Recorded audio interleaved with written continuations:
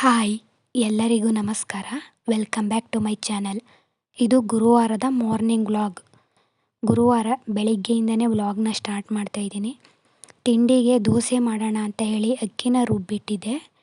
ದೋಸೆಗೆ ಇದ್ಕಿದ ಅವರೆಕಾಳು ಸಾಂಬಾರನ್ನ ಮಾಡ್ಕೊಳ್ತಾ ಇದ್ದೀನಿ. ಹಾಗೆಯೇ ನನ್ನ ಹಸ್ಬೆಂಡ್ ಲಂಚ್ ಬಾಕ್ಸ್ಗೂ ಸಹ ಆಗುತ್ತೆ ಅಂತ ಹೇಳಿ ನನ್ನ ಲಾಸ್ಟ್ ವೀಡಿಯೋಸ್ನೆಲ್ಲ ನೋಡಿದರೆ ನಿಮಗೆ ಈಗಾಗಲೇ ಗೊತ್ತಿರುತ್ತೆ. ನನ್ನ ಹಸ್ಬೆಂಡ್ ಲಂಚ್ ಬಾಕ್ಸ್ಗೆ ಮುದ್ದೆ ಮತ್ತು ಸಾಂಬಾರು ಹಾಕಬೇಕು ಅಂತ ಹೇಳಿ, ಹಾಗಾಗಿ ಎರಡಕ್ಕೂ ಆಗುತ್ತೆ ಅಂತ ಹೇಳಿ ಸಾಂಬಾರು ಮಾಡ್ಕೊಳ್ತಾ ಇದ್ದೀನಿ. ಸಾಂಬಾರನ್ನ ಒಗ್ಗರಣೆಗೆ ಎಣ್ಣೆ, ಸಾಸಿವೆ, ಕರಿಬೇವು, ಈರುಳ್ಳಿ ಹಾಕಿ ಫ್ರೈ ಮಾಡಿಕೊಂಡು ಕಾಳನ್ನ ಹಾಕಿ ಫ್ರೈ ಮಾಡ್ಕೊಳ್ತಾ ಇದ್ದೀನಿ. ಅಷ್ಟರಲ್ಲಿ ಮಸಾಲೆನ ರೆಡಿ ಮಾಡಿ ಇಟ್ಕೊಂಡಿದ್ದೆ, ಅದನ್ನು ಸಹ ರುಬ್ಬಿ ಮಸಾಲೆನ ಸೇರಿಸಿ ಕನ್ಸಿಸ್ಟೆನ್ಸಿಗೆ ಪ್ರಕಾರ ನೀರು ಹಾಕಿ ಸಾಂಬಾರನ್ನ ಕುದಿಯೋದಕ್ಕೆ ಇಟ್ಟಿದ್ದೀನಿ. ಅದು ಕುದಿಯೋ ಅಷ್ಟರಲ್ಲಿ ಬೆಂಡೆಕಾಯಿ ಇತ್ತು, ಸ್ವಲ್ಪ ಬೆಂಡೆಕಾಯಿ ಫ್ರೈ ಮಾಡ್ಕೊಳ್ಳೋಣ ಅಂತ ಹೇಳಿ ತೊಗೊಂಡಿದ್ದೀನಿ. ಬೆಂಡೆಕಾಯಿನ ತೊಳೆದಿಟ್ಕೊಂಡು ಒಂದು ಬೆಂಡೆಕಾಯಿನ 2 ಪೀಸ್ ಮಾಡ್ಕೊಳ್ತಾ ಇದ್ದೀನಿ. ಬೆಂಡೆಕಾಯಿನೆಲ್ಲ ಕಟ್ ಮಾಡಿ ಎತ್ತಿಟ್ಕೊಂಡೆ. ಅಷ್ಟರಲ್ಲಿ ಸಾಂಬಾರು ಸಹ ರೆಡಿಯಾಗಿತ್ತು. ಮಕ್ಕಳಿಗೆ ದೋಸೆ ಹಾಕ್ಕೊಟ್ರೆ ಅವರು ತಿಂತಿರ್ತಾರೆ ಅಂತ ಹೇಳಿ ಹಾಗೇ ತವ ಇಟ್ಟಿದ್ದೀನಿ. ತುಪ್ಪ ಸ್ವಲ್ಪ ಗಟ್ಟಿಯಾಗಿತ್ತಲ್ವ, ಅದ್ರ ಮೇಲೆ ಬಿಸಿಗೆ ಕರ್ಗೋದಕ್ಕೆ ಇಟ್ಟಿದ್ದೀನಿ. ಕರ್ಗಿದ್ಮೇಲೆ ಮಕ್ಕಳಿಗೆ ದೋಸೆ ಹಾಕ್ಕೊಟ್ಟು ಅದ್ರ ಮೇಲೆ ತುಪ್ಪ ಹಾಕಿ ಸಾಂಬಾರನ್ನ ಬಿಟ್ಕೊಟ್ಟು ಕೊಟ್ಟೆ. ಅವರು ತಿಂದ್ಕೊಂಡ್ರು. ಹಾಗೆಯೇ ನಮ್ಮ ಮಾವನೂ ಸಹ ಇದೇ ಟೈಮ್ಗೆ ಕಾಫಿ ಕುಡಿಯೋದಕ್ಕೆ ಅಂತ ಹೇಳಿ ಬರ್ತಾರೆ. ಅವ್ರಿಗೆ ಕಾಫಿನ ಮಾಡಿ ಕೊಟ್ಟೆ. ಜೊತೆಗೆ ಮಕ್ಕಳ ಲಂಚ್ ಬಾಕ್ಸ್ಗೆ ಅಂತ ಹೇಳಿ ಚಿಕ್ಕದಾಗಿ ದೋಸೆನ ಮಾಡಿ ಅವ್ರ ಲಂಚ್ ಬ್ಯಾಗ್ನ ರೆಡಿ ಮಾಡಿಟ್ಟೆ.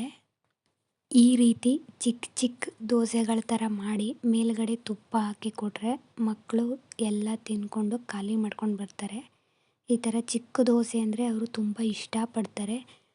ಈ ದೋಸೆ ಮೇಲೆ ಕ್ಯಾರೆಟ್ ಇದ್ದರೆ ಕ್ಯಾರೆಟ್ ತುರಿ ಅಥವಾ ಈ ಸಬ್ಬಕ್ಕಿ ಸೊಪ್ಪು ಇದನ್ನೆಲ್ಲ ಹಾಕಿದ್ರೂ ಸಹ ತುಂಬಾ ಚೆನ್ನಾಗೂ ಇರುತ್ತೆ, ಹೆಲ್ದಿಯಾಗೂ ಕೂಡ ಇರುತ್ತೆ. ಬಟ್ ನಾನಿಲ್ಲಿ ಟೈಮ್ ಆಗೋಗಿತ್ತು ಅಂತ ಹೇಳಿ ಯಾವುದೇ ರೀತಿಯಾದಂತಹ ತರಕಾರಿ ಸೊಪ್ಪು ಏನೂ ಹಾಕಿಲ್ಲ, ಹಾಗೆ ಪ್ಲೈನಾಗಿ ಮಾಡಿಕೊಡ್ತಾ ಇದ್ದೀನಿ. ದೋಸೆನ ಹಾಕ್ಕೊಟ್ಟು ಬೆಂಡೆಕಾಯಿ ಫ್ರೈಗೆ ರೆಡಿ ಮಾಡ್ಕೊಳ್ತಾ ಇದ್ದೀನಿ. ಮೊದಲಿಗೆ ಒಂದು ಪಾತ್ರೆ ಇಟ್ಟು ಅದಕ್ಕೆ ಬೆಂಡೆಕಾಯಿನ ಹಾಕಿ ಸ್ವಲ್ಪ ಎಣ್ಣೆ, ಉಪ್ಪು, ಅರಿಶಿಣ ಹಾಕಿ ಚೆನ್ನಾಗಿ ಫ್ರೈ ಮಾಡಿಕೊಡ್ತಾ ಇದ್ದೀನಿ. ಈ ಬೆಂಡೆಕಾಯಲ್ಲಿ ಲೋಳೆ ಬರುತ್ತಲ್ಲ, ಅದೆಲ್ಲ ನೀಟಾಗಿ ಹೋಗೋ ತನಕ ಚೆನ್ನಾಗಿ ಫ್ರೈ ಮಾಡಿಕೊಂಡು ಬೇರೆ ಒಂದು ತಟ್ಟೆಗೆ ಎತ್ತಿಟ್ಕೊತಾ ಇದ್ದೀನಿ. ನಾನಿಲ್ಲಿ ದೋಸೆ ಹಾಗೂ ಫ್ರೈ ಎರಡನ್ನೂ ಒಟ್ಟೊಟ್ಟಿಗೆ ಮಾಡ್ಕೊಳ್ತಾ ಇದ್ದೀನಿ. ಯಾಕಂತ ಹೇಳಿದರೆ ಕೆಲಸನೂ ಸಹ ಬೇಗ ಆಗುತ್ತೆ, ಹಾಗೆಯೇ ಟೈಮು ಸಹ ಸೇವ್ ಆಗುತ್ತೆ ಅಂತ ಹೇಳಿ ಈ ಥರ ಎರಡೆರಡು ಕೆಲಸನ ಒಟ್ಟೊಟ್ಟಿಗೆ ಮಾಡ್ಕೊಳ್ಳೋದ್ರಿಂದ ನಮ್ಮ ಕೆಲಸ ಬೇಗ ಮಾಡಿಕೊಂಡು ಸ್ವಲ್ಪ ರೆಸ್ಟ್ ಮಾಡ್ಬೋದು ಅಂತ ಹೇಳಿ ಅಷ್ಟೇ. ನಿಮಗೂ ಕೆಲಸ ಬೇಗ ಆಗಬೇಕು ಅಂತ ಹೇಳಿದರೆ ಒಂದು ಕೆಲಸ ಮಾಡೋದ್ರ ಜೊತೆಗೆ ಇನ್ನೊಂದು ಕೆಲಸನೂ ಸಹ ಮಾಡ್ಕೋಬೋದು. ಹೇಗೆ ಅಂತ ಹೇಳಿದರೆ, ಈಗ ಒಂದು ಕಲ್ಲಲ್ಲಿ 2 ಅಕ್ಕಿ ಹೊಡಿತೀವಿ ಅಂತ ಹೇಳ್ತಾರಲ್ಲ, ಅದೇ ರೀತಿಯೇ ಒಂದು ಕೆಲಸದ ಜೊತೆಗೇ ಇನ್ನೊಂದು ಕೆಲಸನೂ ಸಹ ಮುಗಿಸ್ಕೊಳ್ಬೋದು. ನಾನಿಲ್ಲಿ ನನ್ನ ಮಕ್ಕಳ ಲಂಚ್ ಬಾಕ್ಸ್ಗೆ ದೋಸೆನ ಹಾಕ್ತಾ ಬೆಂಡೆಕಾಯಿ ಫ್ರೈನೂ ಸಹ ರೆಡಿ ಮಾಡ್ಕೊಳ್ತಾ ಇದ್ದೀನಿ. ಈಗ ಈ ಬೆಂಡೆಕಾಯಿನ ಬೇರೆ ಒಂದು ತಟ್ಟೆಗೆ ಎತ್ತಿಟ್ಕೊಂಡು ಅದೇ ಬಾಣಲೆಗೆ ಎಣ್ಣೆ, ಈರುಳ್ಳಿ, ಹಸಿಮೆಣ್ಸಿನ್ಕಾಯಿನ ಹಾಕ್ಕೊಂಡು ಚೆನ್ನಾಗಿ ಫ್ರೈ ಮಾಡಿಕೊಂಡು ನಂತರ ಟೊಮೆಟೊನ ಸೇರಿಸಿ ಟೊಮೆಟೊ ಸಾಫ್ಟ್ ಆಗೋವರೆಗೂ ಚೆನ್ನಾಗಿ ಬೇಯಿಸ್ಕೊಳ್ತೀನಿ.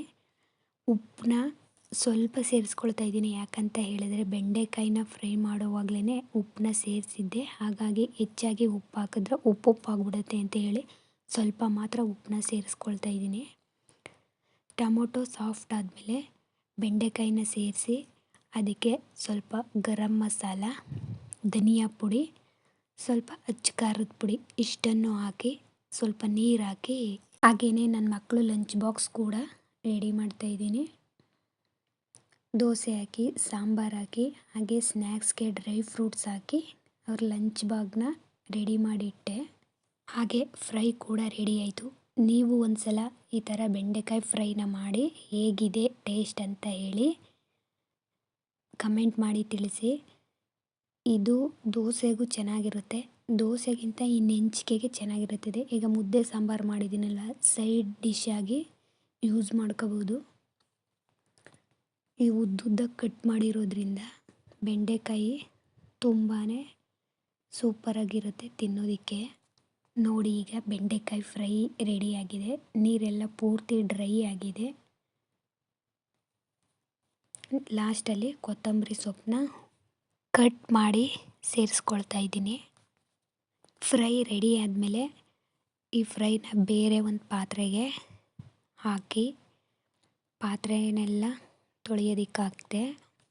ನಾನು ಈ ಕಿಚನ್ ಕೆಲಸನೆಲ್ಲ 9 ಗಂಟೆ ಒಳಗಡೆ ಮುಗಿಸ್ಕೊಳ್ತೀನಿ. ಮುದ್ದೆ ಒಂದನ್ನು ಮಾತ್ರ ಸ್ವಲ್ಪ ಲೇಟಾಗಿ ಮಾಡ್ಕೊಳ್ತೀನಿ. ಯಾಕಂತ ಹೇಳಿದ್ರೆ ನನ್ನ ಹಸ್ಬೆಂಡು ಆಫೀಸ್ಗೆ ಹೊರಡೋದಕ್ಕೆ 9:30 10 ಗಂಟೆ ಆಗುತ್ತೆ. ಅವ್ರು ಬರೋ ಟೈಮಲ್ಲಿ ಒಂದು ಮುದ್ದೆ ಮಾಡೋದ್ರಿಂದ ಅವ್ರ ಮುಖ ತೊಳ್ಕೊಂಡು ಬರೋ ಅಷ್ಟರಲ್ಲೇ ಮಾಡಿಬಿಡ್ಬೋದು. ಹಾಗಾಗಿ ಲೇಟಾಗಿ ಮಾಡ್ಕೊಳ್ತೀನಿ.